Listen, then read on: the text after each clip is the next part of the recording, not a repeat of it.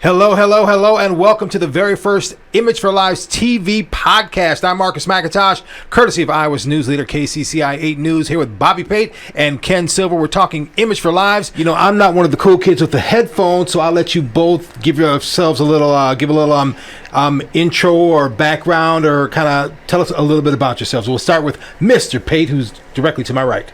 All right, my name is Bobby Pate. Everybody pretty much knows me around central Iowa, Des Moines. To tell you just a quick snippet about me, born and raised in Des Moines, Iowa. Went to Johnston High School and graduated, was a basketball player, played basketball in college, was fortunate enough to receive a full-ride scholarship and play basketball overseas. And after that, I ended up traveling the world and then landed flat on my face. Uh-oh. Went to prison. That's when my whole life changed for the good. And so that's why we're here today. That's when I started the I.M.A.G.E program. And I.M.A.G.E stands for Inmate Movement Against Gang Evolution. And we're now in the one prison where we started at North Central Correctional Facility, and we are trying to get into other prisons throughout the state of Iowa. All right, Mr. Ken Silver, tell us a little bit about yourself. Well, unfortunately, I'm not one of the famous people around town. I just ride on Mr. Pate's shirt tails. I'm an old guy. I'm retired, had nothing else to do, so I started hanging around the county jail. I met Robert probably 12 or 13 years ago, and we kind of developed a relationship there. Ended up going to court with him and fully expected to have him come out and go through some substance abuse treatment and go on with his life. And unfortunately, they decided to keep him, I guess because of his pleasant personality. And That'll do it. He spent the next 11 years up in Rockwell, and I just had a heart for the people that were incarcerated and felt, there's got to be a better way to help people that are in prison. So he had this idea about I.M.A.G.E, and I just jumped on and said, hey, what can I do to help? All right, this is the I.M.A.G.E program. It's the I.M.A.G.E for Lives TV podcast. So, Bobby, I'm going to get right to you. Tell us a little bit about how the I.M.A.G.E program started, and then when you're done, I'd like Mr. Silver to jump in with how he became involved. Well, you really can't talk about the I.M.A.G.E program without including Mr. Ken Silver over here. First of all, the reality is that anybody knows that when you're in prison, you need help, you need a sponsor, you need support, and Ken Silver was that man. From the time that I got sentenced, he was there as a chaplain in the county jail. That was one of many hats that he wears. When I got to prison, he reached back out to me and he let me know that he was a true friend. He was willing to help. And so I continued to grow in my faith. And that's when things really begin to change and get real, because Ken Silver is a Christian man, and he believes strongly in the Bible, and so that was one of the other things that we really had in common. And so he's seen my growth, he's seen my prosperity, he's seen my passion and what I had for actually trying to start a program that could help people. And once I started the I.M.A.G.E program then at North Central Correctional Facility, that's when he kind of let me know that he was all in. And when I say that, I mean he went out and got the domain. We had to battle with some of the staff there at the DOC, and finally they seen that this program was something good. I think Ken can tell you a little bit more about this than I can. Ken, let her roll. Well, I guess my only involvement was the fact that when you're in prison, your contact with the outside world is fairly limited. You don't have full access to the internet. You don't have a lot of telephone time. By the way, let me throw in a plug. Iowa has got one of the highest telephone rates for incarcerated people of any place in the United States. If you get put in jail or you get in prison, the charges for using the telephone are just outrageous. So somebody's making a lot of money off that, right? Oh yeah, they're making a killing. I mean, if we could get that contract, we'd all retire. Anyway, my function was to kind of be the liaison between the inside world and the outside world. And I was able to contact people and line them up to come in and be speakers and provide some of those resources. So I was just kind of behind the scene, and I like it that way. Okay. And Bobby, I have to ask, how is the I.M.A.G.E program helping inmates who are currently incarcerated? Well, I'll tell you, that's a great question, because there are a lot of people incarcerated. There are a lot of people that are looking to reach out to the I.M.A.G.E program. There are a lot of people that have issues. They have everyday problems. I'm hearing a lot of complaints. A lot of these complaints are the exact same ones that I witnessed. They had a public defender where they end up going to court, getting rushed through the system, and didn't have much time to really understand what they were even pleading guilty to, or didn't have the proper adequate preparation to go to trial. You know, the issue that me and Ken have also talked about, and we're going to get into it, court-appointed attorneys right now in the state of Iowa, and I would imagine all over the country, is terrible.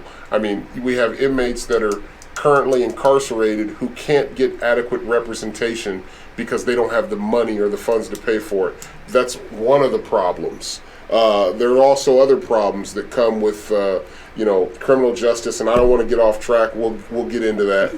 Ken, you better start talking before I go into left field. Well, some of the big benefits to the guys that are still in there, we would have guest speakers talk about what legal services are available to you while you're still incarcerated. What services are available for child support, family reconciliation, jobs. One of the key things that we talked about, and we'll get into that a little later, hey, don't sit around in prison for 6, 8, 10 years, and then they turn you out and you're standing outside the gate wondering, what am I going to do now? So we would bring in advisors. How do you do a job interview? How do you prepare for it? How do you get a resume while you're still in prison? How do you build up work experience? And we'd bring in people to talk to them about that and give them a little advice, and also hopefully give them some self-confidence on things going better when they got out. It seems like a lot of this has to do with showing the inmates that you believe in them and that you care. How important is that for inmates to have that connection? Oh, I think it's tremendously important. When you go to a prison on visiting day and you go into the visitation room, and Rockwell, for example, I think has around 600 inmates.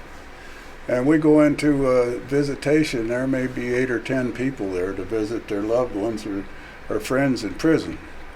So I think if you can show the rest of them that you care about them, you're trying to help them, and that there is a light at the end of the tunnel, I think it's a big benefit. And I'll tell you from experience that to see Ken drive up on a Saturday morning or a Sunday morning when I was locked up in prison and away from my family really meant a lot. When you get that kind of support, when there's someone out there that actually cares, that can make you feel important, that you feel like someone, that's extremely important, and it plays a big part in a person's reentry. He talked about visitations. The times that Ken came up to visit, I was so excited to go to the vending machines. I was more excited to do that than I was to see him. I'm just an ATM. No, but support. We talk about support, and that's so important for guys coming out of prison. I think that as we break down reentry, we're going to get into a lot of that as well. Is that support sometimes a difference between getting out and staying out, and getting out and coming back, and getting out and coming back, that cycle? Yeah, that's what makes it important. Most of the people that have support are able to get out and stay out.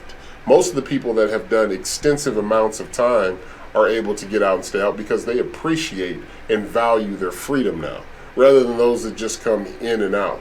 But some of the issues that I really wanted to get to and talk about. I guess I can't get into it right now.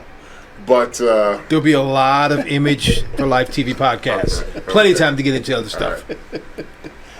All right, we're going to take a quick break here. When we come back, we're going to talk about much more. We're also going to talk about something big. This is the week of August 3rd. Something big happened on Wednesday, August 5th. We're going to get into that after the break. This is the Image for Lives TV podcast.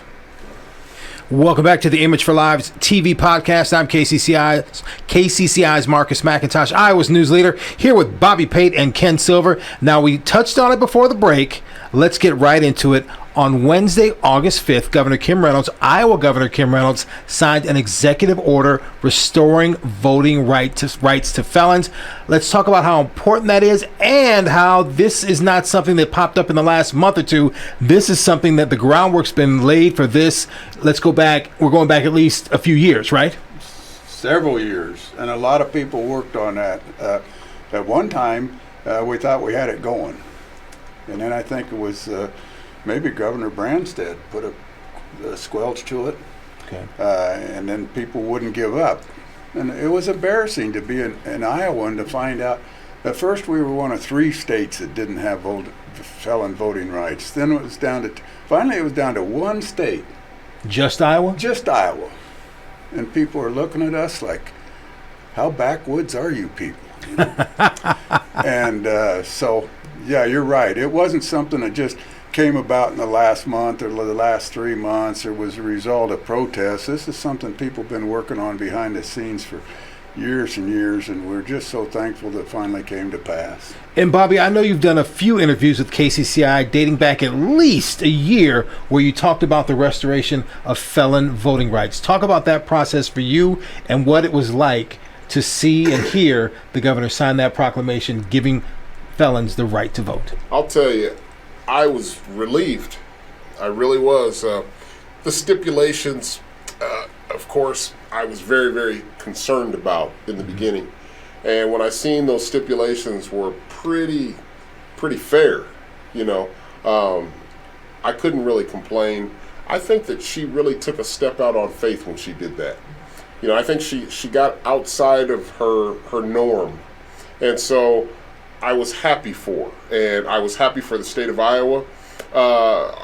Do we have other improvements that we need? Sure. But I'm not going to continue to keep complaining and sending out this negative spirit with our governor. I think that, you know, everything is a work in progress. Do I agree with everything? No, of course not. But I'll tell you, to get me to agree with everything would take a whole lot. So right now, I'm going to be thankful. I'm going to relish this moment. And I'm going to continue to give God all the praise and glory. Ken, how important is it for felons who are released from prison?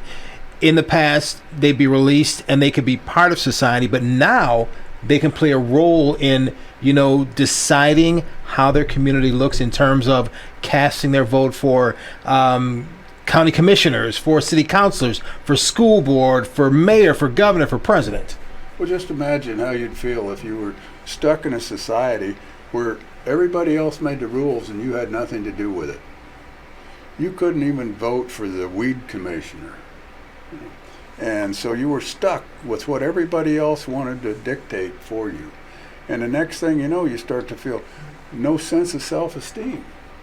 You know, I'm just, a dog on the street. People are going to lead me down there and tell me what to do, and I don't have anything to say about it. And it's very difficult to have pride in what you're doing and pride in your work. And so I think this is a big step, and it's way overdue. We're very thankful.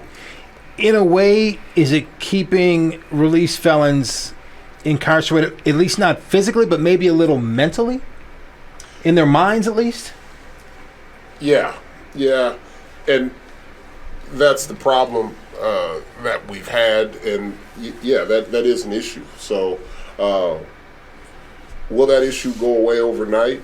No. We got to work on it. You know, there was a situation where you never kept being penalized for what you did wrong. The rest of your life, you were penalized. You'd served your time, you were off parole, everything except I can't vote. So I got a life sentence when they did that.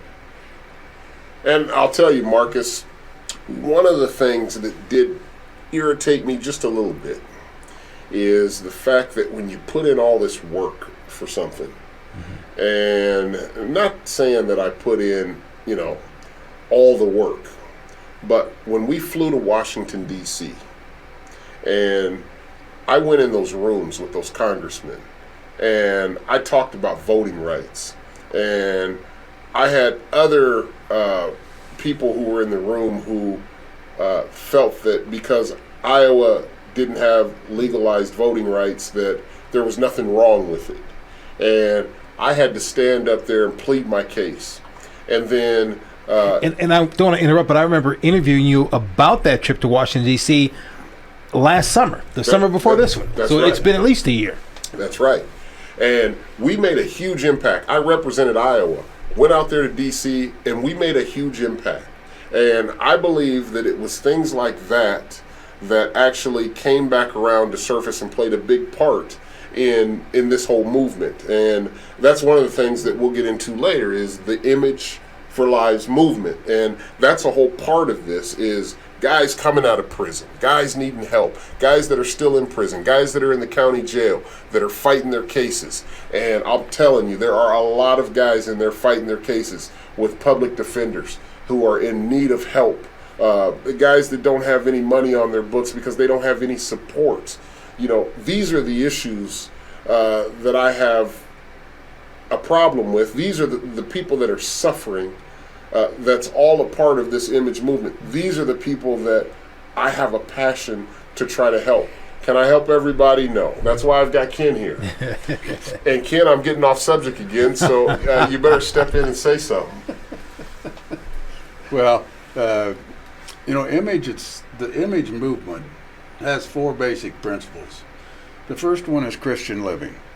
The second one is promote racial harmony. The third one is this. If I can interrupt, let's talk a little bit about the first principle, Christian living, and what does that mean, and what is that? What impact does that have on people who are currently incarcerated and involved in the Image program? Well, our personal point is that once you believe as a Christian, it gives you hope. Okay, because there's too many people that are incarcerated that have no hope. That's the way to get hope. We have seen the effect of faith-based substance abuse programs, faith-based treatment programs for other types of problems. And so that's why we support it. It promotes harmony. It gives you something in common to sit and talk about. If you look at the 10 Commandments, our whole society was geared on the 10 Commandments. You can't shoot and kill people, you can't steal things, you shouldn't take your neighbor's wife away and all those kind of things. So we just felt like that was a good basis for the movement. Well, we even talked about it going back in time. Remember, before you took an oath in court, they literally had the Holy Bible right out in front of the courtroom, and you had to raise your right hand, put your hand on the Bible before you took an oath. And they've done away with all that, and so a part of the Image for Lives movement is we want to stand on those Christian values. We want to make sure that we're not ignoring them, because I'll tell you, it took a lot of prayer and fasting to start this program and to get it running while it was in prison. And it takes a lot of focus even to keep it running out here in society. So that's one of the great things that I love about my brother Ken Silver here, is the fact that he was one that was always making sure that I didn't forget the Christian and the biblical principles that the Image program stands on. And another principle Ken hinted to a little bit earlier was inmate interaction, bringing inmates together. Now, I'm just going to say I've never been behind bars, never been incarcerated, but every single movie I've ever seen about prison, black inmates stay with black inmates, white inmates stick with white inmates, Hispanic with Hispanic, whatever race or color you are, you stay with your group and don't venture out of that group. How important is it to interact with other groups, not just stay with your color?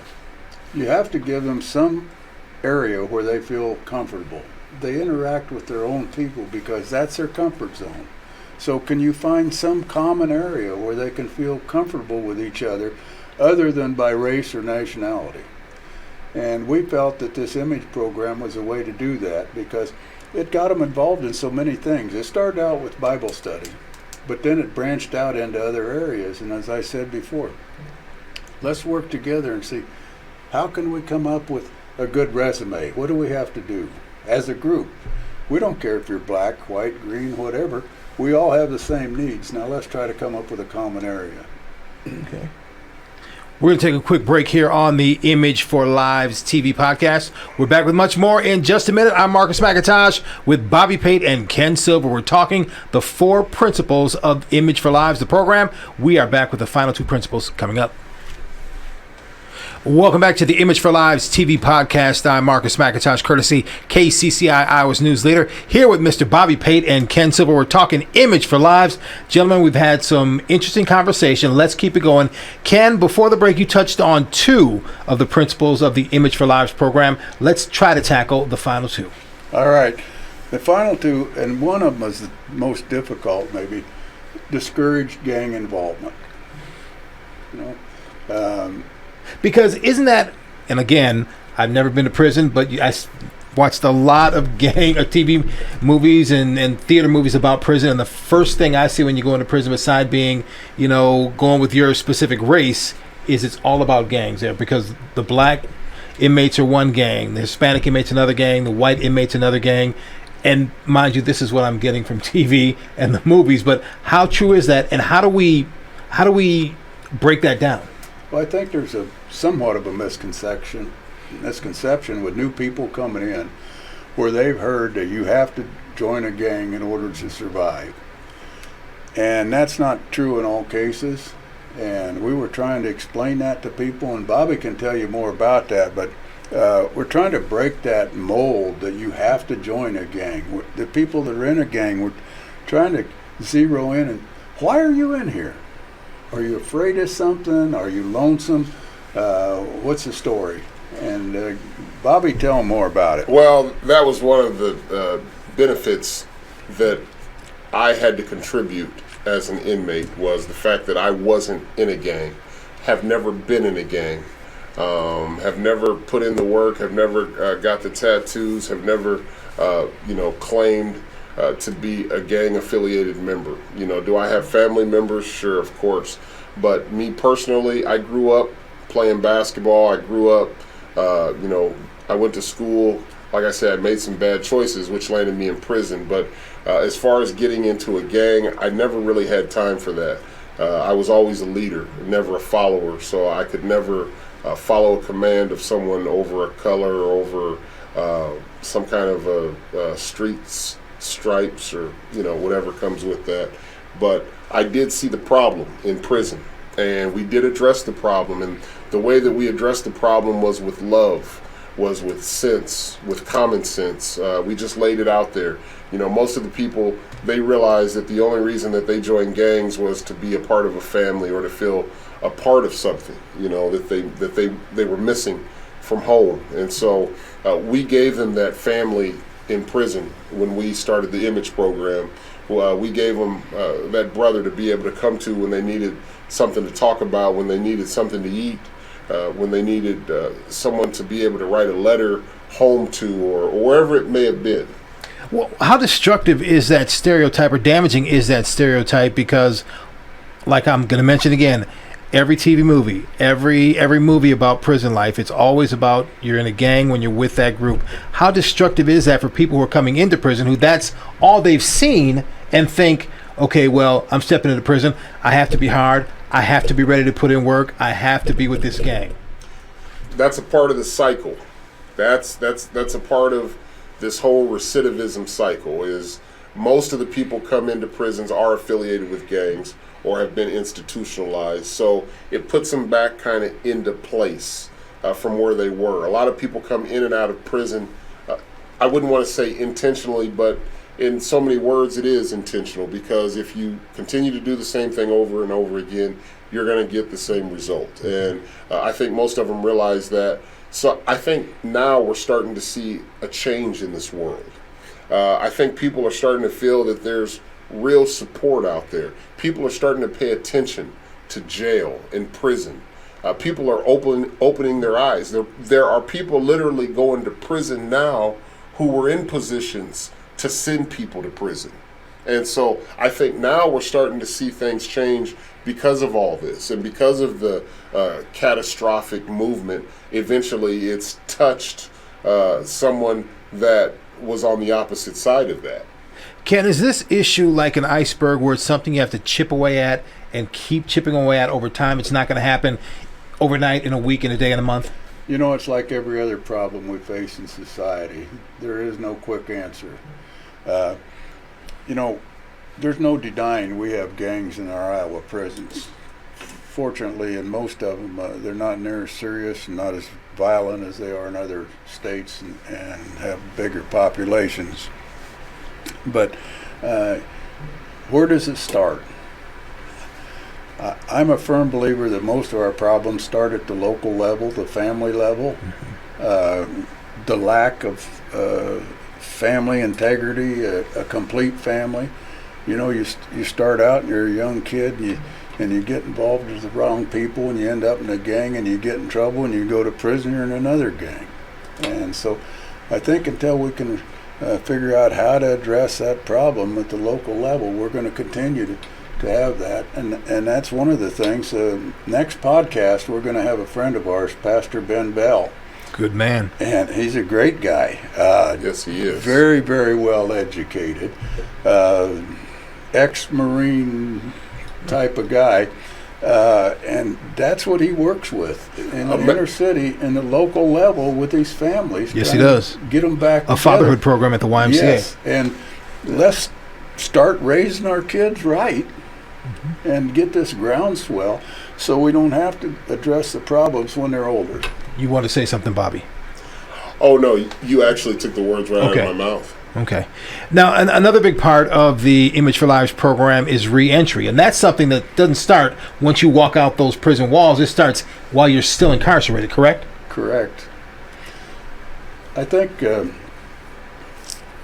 I picked up a guy outside the gate of one of the prisons one time, and he had what I call a DOC suitcase. It's a cardboard box, maybe 2 feet long and about 6 inches wide and foot and a half deep. And that's everything he owns in there. And he's standing there, and I said, "Where do you want to go?" "I don't know."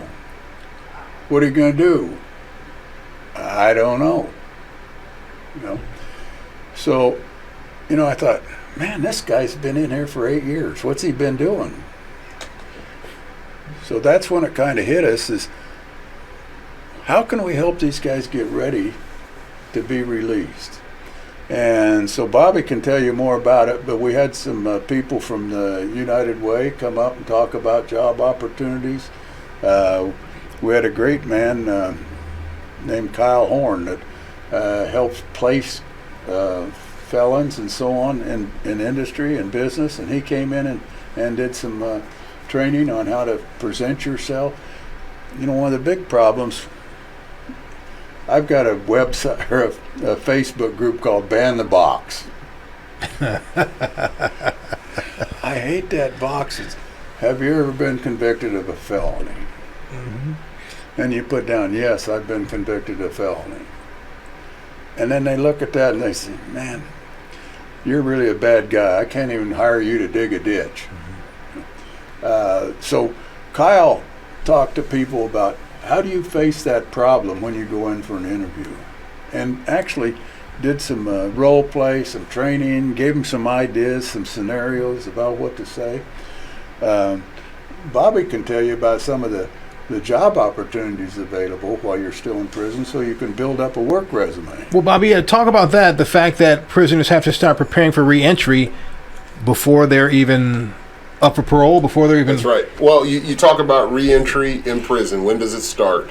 And I'll tell you, Arthur Breeze, a lifer in prison, one of his famous terms was reentry starts immediately. From the day that you come into prison is when reentry starts. So that means that you have to be thinking about a job, thinking about a career move, thinking about where you're going to live. And I'll tell you, ladies and gentlemen, I work for the Evelyn K. Davis Center for Working Families. And in my eyes, I believe that the Evelyn K. Davis Center for Working Families is one of the best one-stop shops in all America. And I say that I've seen a lot of different reentry centers. I've seen a lot of different centers. Most of the people don't really care about their clients coming in. There's not really enough money. There's not enough support. There's not enough people that can actually give them the hands-on training. And the Evelyn K. Davis Center, I can actually witness and attest to, we are actually here and ready to serve and serving the community. How important is that, Ken? I think it's extremely important. And until you come to town with no clothes, no transportation, no job, no place to live, you don't realize how important that is.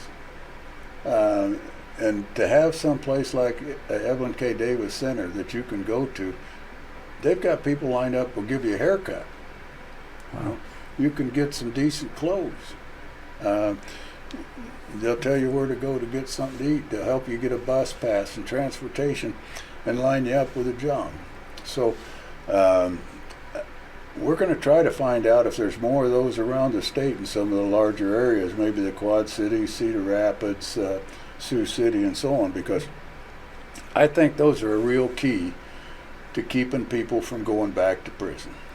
Gentlemen, thank you for letting me be a part of the very first Image for Lives TV podcast. Next week coming up, we're talking re-entry outside the prison with Pastor Ben Bell. He does the fatherhood program at the John R. Grubb Community YMCA. Gentlemen, thanks for letting me be a part of this. I really appreciate it. I learned a lot. I listened. You both kind of opened me up to things that are going on and things that everyone should know about. Thank you very much. Thanks, Marcus. All right. Thank you, Marcus. And I also want to say on behalf of the Image Show, the Image Reentry Show, we want to thank you all for tuning in, and we want to invite you to continue to tune in to the new Image TV podcast. Today was opening night, and this was wonderful. I want to thank you, Marcus. I want to thank you, Ken. You guys are brilliant people.